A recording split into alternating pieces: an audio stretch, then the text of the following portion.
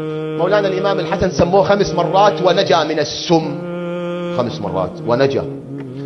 بالمرة السادسة الطليق معاوية أرسل إلى ملك الروم قال له أكو وصفة كذا اسمها خلطة خاصة للسم، هاي أريدها.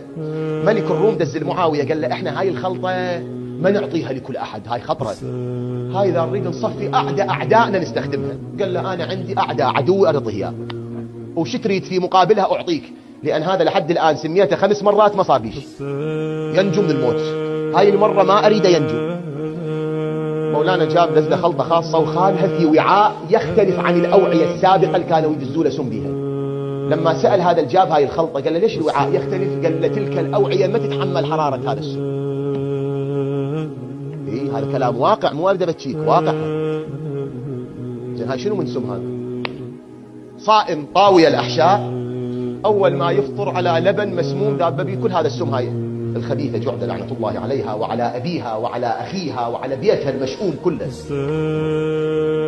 البيت الأشعث القبيح. مولانا كتب التاريخ تقول بس ضاق للبن ونزل بجسم الإمام، مجرد نزوله قالها جعدة لقد تقطعت أحشائي. الله يقطع أحشائك مثل ما قطعت أحشائي.